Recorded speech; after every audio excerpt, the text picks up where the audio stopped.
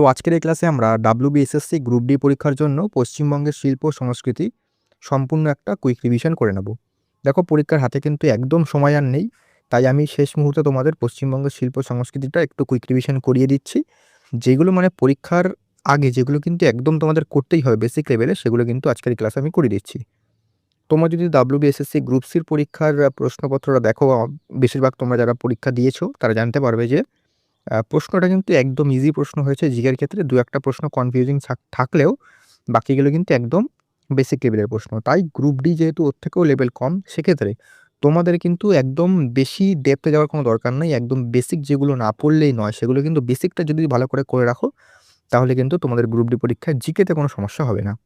পরিষ্কার? তো আমি তোমাদের পশ্চিমবঙ্গের শিল্প সংস্কৃতি থেকে যেগুলো একদম শেষ মুহূর্তে না করলেই নয়, মানে করতেই হবে, সেগুলো কিন্তু আজকের এই ক্লাসে রিভিশন করে দিচ্ছি। দেখো, এখন যেহেতু টাইম নেই, তাই আমি তোমাদের ৩ ঘন্টা, ৪ ঘন্টা, ৫ ঘন্টার ম্যারাথন ক্লাস একদম দেখো, চাইলে আমি নিয়ে আসতে পারি, কিন্তু নিয়ে আসবো না। কারণ শেষ মুহূর্তে তোমরা যদি একটা কোনো পার্টিকুলার টপিকের পিছনে ২-৩ ঘন্টা দাও, তাহলে কিন্তু তোমাদেরই লস। সেক্ষেত্রে যতটা দরকার ততটা করে যাও। আর বাকি যেগুলো কোর সাবজেক্ট রয়েছে, তোমরা যদি গ্রুপ সির পরীক্ষার প্রশ্নপত্রটা দেখো, সেখান থেকে কিন্তু পলিটি থেকে কিন্তু অনেকগুলো প্রশ্ন দেওয়া হয়েছে। ঠিক আছে? তো কোর সাবজেক্টগুলো থেকে কিন্তু বেশি প্রশ্ন দেওয়া হয়। বাকি যে কম্পিউটার, শিল্প সংস্কৃতি, এইখান থেকে কিন্তু ২-১টা প্রশ্ন দেবে। সেক্ষেত্রে তোমরা এগুলো যেগুলো একদম বেসিক, সেগুলো কিন্তু করবে। পরিষ্কার? তো বেশি কথা বাড়াবো না, সোজাসুজি কিন্তু ক্লাসে চলে যাবো। আর বাকি কিন্তু তোমাদের স্পোর্টসের কারেন্টে যে ইভেন্টগুলো হয়েছে, সেগুলোরও একটা ক্লাস করিয়েছি। কম্পিউটারের ক্লাস তোমাদের রিভিশন করিয়ে দিয়েছি। তো সেই ক্লাসগুলো দেখে আসো, তার লিঙ্ক ডেসক্রিপশনে পেয়ে যাবে। পরিষ্কার? তো শুরু করছি আজকের ক্লাস। আজকের ক্লাসটা কিন্তু একদম বেশি বড় হবে না। যতটা দরকার ততটা কিন্তু আমি তোমাদের করিয়ে দেবো। ওকে? তো শুরু করছি। দেখো, দেখো পশ্চিমবঙ্গের শিল্প সংস্কৃতি।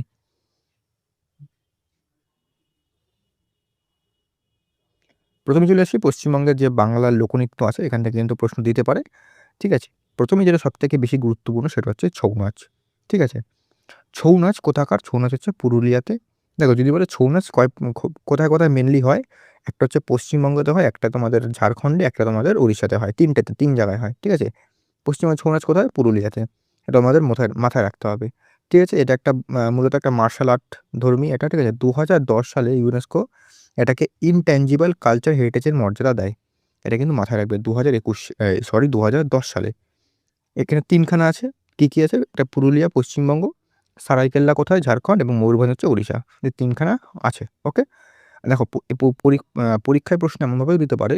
ধরো বলল এখানে প্রশ্ন দিল যে এখানে কোথায় এই ছৌ নাচ হয় না। এখানে দিল পশ্চিমবঙ্গ, ঝাড়খণ্ড, ওড়িশার। এখানে কোনো একটা অন্য একটা রাজ্যের নাম দিয়ে দিল। তো উত্তর ওখানে না যেহেতু আছে, তা কিন্তু এটাই উত্তর হবে। এগুলো কিন্তু একটু মাথায় রেখে প্রশ্ন করতে হবে।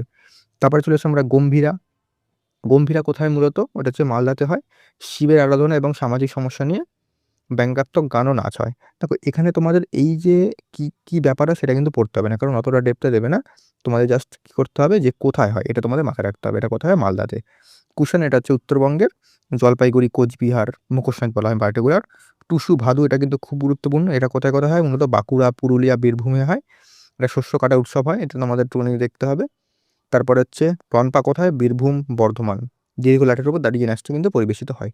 এগুলো জাস্ট দেখে রাখবে কোথায় হয়, মেনলি কোথায় হয় সেটাই গুরুত্বপূর্ণ। তো লাঠি নাচ কোথায়? লাঠি নাচ হচ্ছে তোমাদের মূলত মহরমের সময় মুসলিম সম্প্রদায় কিন্তু রণকলা প্রদর্শন করে। ঠিক আছে? রণকলা প্রদর্শন, এগুলো জাস্ট দেখে রাখবে, অত দরকার নেই এগুলো। ধামাইল কোথায়? ধামাইল হচ্ছে রাজবংশী সম্প্রদায়ের বিয়ের নাচ ও গান। এটাকে জাস্ট দেখে রাখবে। বাকি তোমাদের এখানে ছৌ নাচটা সবথেকে বেশি গুরুত্বপূর্ণ, গম্ভীরা আর তোমাদের টুসু, ভাদু। এই দুটো কিন্তু সবথেকে বেশি, এই ৩টে কিন্তু সবথেকে বেশি গুরুত্বপূর্ণ। তাই শেষ মুহূর্তে কিন্তু এগুলো একটু মাথায় রাখবে। ওকে? চলে এসেছি বাংলার লোকসঙ্গীতে কী আছে। দেখো, লোকসঙ্গীতটাও গুরুত্বপূর্ণ। প্রথম হচ্ছে বাউল, খুব গুরুত্বপূর্ণ। বাউল কোথায়? মূলত বীরভূম, নদিয়া। লালন ফকির এবং মহাত্মা গান্ধী একে বিশ্ব দরবারে পৌঁছে দেন। ঠিক আছে? লালন ফকির এবং মহাত্মা গান্ধী।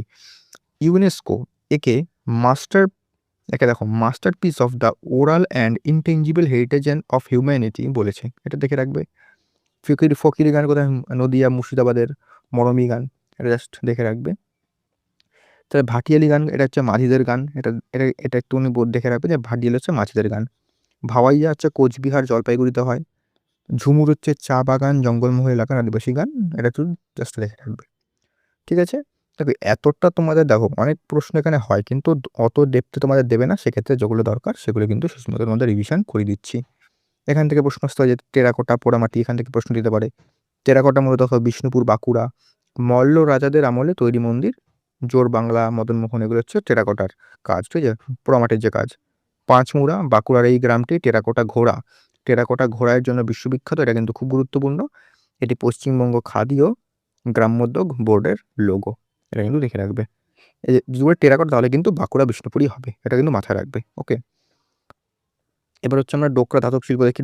ডোকরা কোথায়? এটা হচ্ছে হারানো মোম পদ্ধতি, মানে লস্ট ওয়্যাক্স কাস্টিং।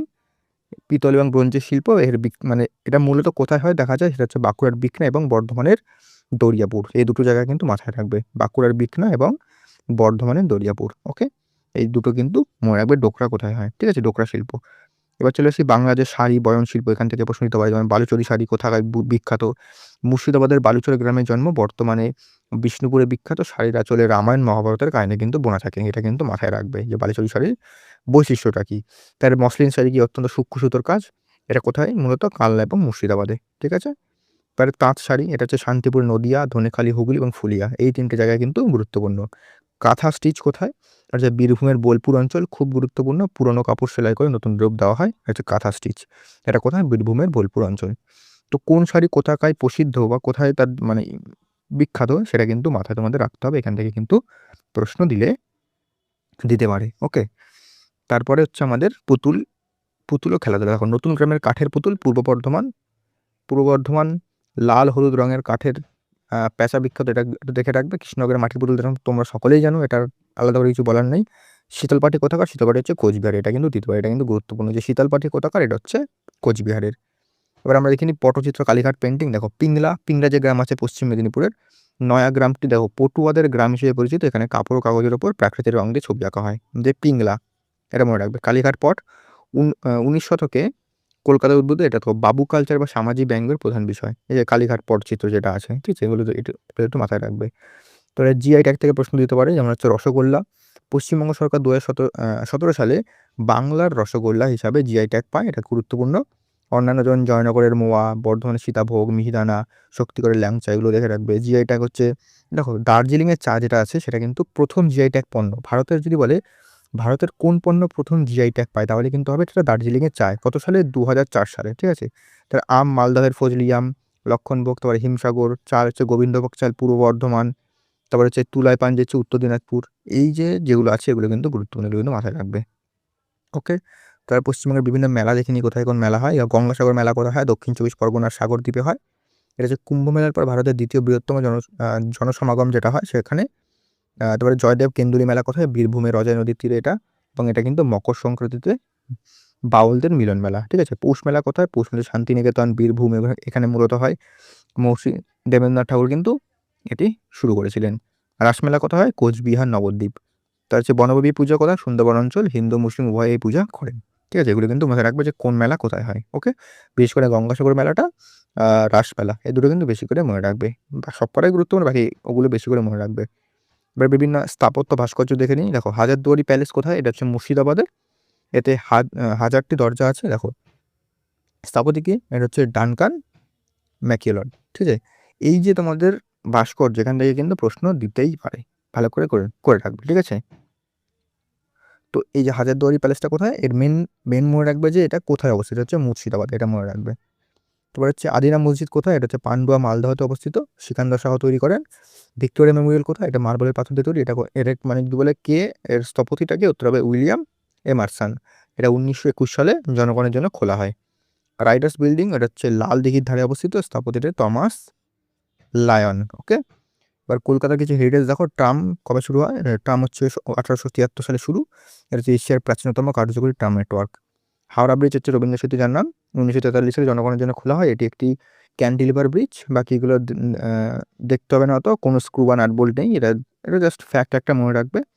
বাকি কবে খোলা হয় জনগণের জন্য? 1943 সালে, এটা জাস্ট রেখে রাখবে। বাকি দেখো, আমি এটা জাস্ট একটা এক্সাম্পল হিসেবে নিয়েছি যে বিভিন্ন ছদ্মনাম থেকে দিতে পারে। যেমন শরৎচন্দ্র চট্টোপাধ্যায় অনিলা দেবী, রবীন্দ্রনাথ ঠাকুরের ভানু সিংহ ঠাকুর, রাজশেখর বসুর পরশুরাম, বলাচাঁদ মুখোপাধ্যায় বনফুল। দেখো, এইগুলো মেনটা কি, আমি দেখো তোমরা যদি আমি একটা পশ্চিমবঙ্গের, ওয়েস্ট বেঙ্গলের, ঠিক আছে, পশ্চিমবঙ্গের যে আর্ট অ্যান্ড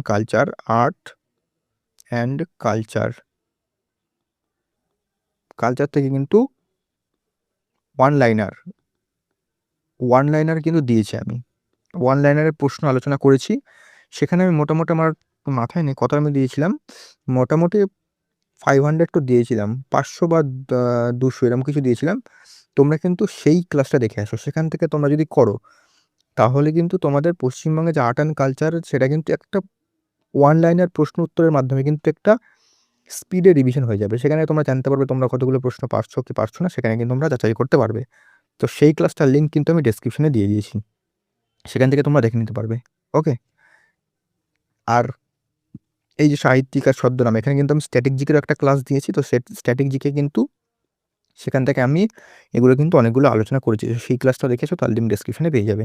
এখানে জাস্ট আমি এক্সাম্পল হিসেবে নিয়েছি। এবার দেখি বিশ্বভারতী কবে প্রতিষ্ঠিত হয়? 1921 সালে রবীন্দ্রনাথ ঠাকুর প্রতিষ্ঠা করেন। ইউনেস্কো ওয়ার্ল্ড হেরিটেজ সাইট এটা। 2023 সালে কিন্তু তকমা পায়। এশিয়াটিক সোসাইটি 1784 সালে উইলিয়াম জোন্স, সেটা আমরা সকলেই জানি। তারপরে পশ্চিমবঙ্গের বিভিন্ন ইউনেস্কো ওয়ার্ল্ড হেরিটেজ সাইটের বিভিন্ন জিনিস দেখে নিই। দেখো, সুন্দরবন ন্যাশনাল পার্ক কত সালে? এটা হয় তোমাদের 1987 সালে। Darjeeling Himalayan railway 1999। শান্তিনিকেতন 2023 সাম্প্রতিক হয়েছে দুর্গাপূজা। এটা কিন্তু 2021 সালে কী হয়েছে? Intangible culture heritage. এটা কিন্তু মাথায় রাখবে, এটা কিন্তু পরীক্ষায় দিলেও দিতে পারে। তার উপজাতিদের বিভিন্ন উৎসব এখানে সাঁওতাল প্রধান উৎসব হচ্ছে কি? সোহরাই, বাহা, এগুলো প্রধান উৎসব তাদের। লেপচা উপজাতির প্রধান উৎসব কি? উত্তরবঙ্গের পাহাড়ি অঞ্চলের আদিবাসী। টোটো, আলিপুরদুয়ারের টোটো পাড়ায় বসবাসকারী ক্ষুদ্রতম জনজাতি। এটা দেখে রাখবে কোথায় টোটো উপজাতি কোথায় বসবাস করে। এটা কিন্তু আলিপুরদুয়ার হবে। এগুলো এখান থেকে কিন্তু প্রশ্ন দিতে পারে।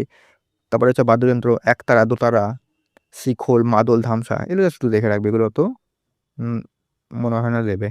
দেখো, এখান থেকে দিতে পারে বেঙ্গল স্কুল অফ আর্টকে প্রতিষ্ঠা করেন রবীন্দ্রনাথ ঠাকুর। তারপর বিখ্যাত একটা চিত্র কি? ভারত মাতা চিত্র। তারপরে হচ্ছে নন্দলাল বসু, তিনি ভারতের সংবিধানে যে পাণ্ডুলিপি সেটা অলঙ্ঘন করেছিলেন। তাই যামিনী রায় তিনি কিন্তু লোকশিল্প বা পটুয়াশিল্পের আধুনিকরণ করেন। সত্যজিৎ রায় 1955 সালে কিন্তু তিনি পথের পাঁচালী দিয়ে তার যাত্রা শুরু করেছিলেন। 1992 সালে অস্কার লাইফ টাইম অ্যাচিভমেন্ট কিন্তু তিনি পুরস্কার পান।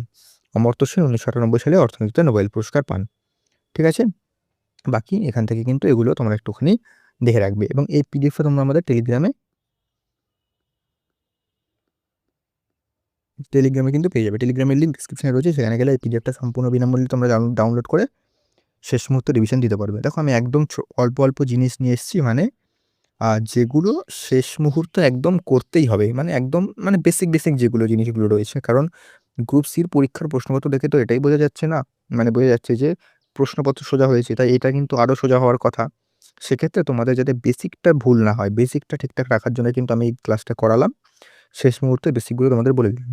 বাকি তোমাদের যাদের কাছে কোনো নোটস আছে বা তোমরা কোনো বই থেকে পড়ছো, সেগুলো একটু রিভিশন করে নাও, তাহলে কিন্তু হয়ে যাবে। পরিষ্কার?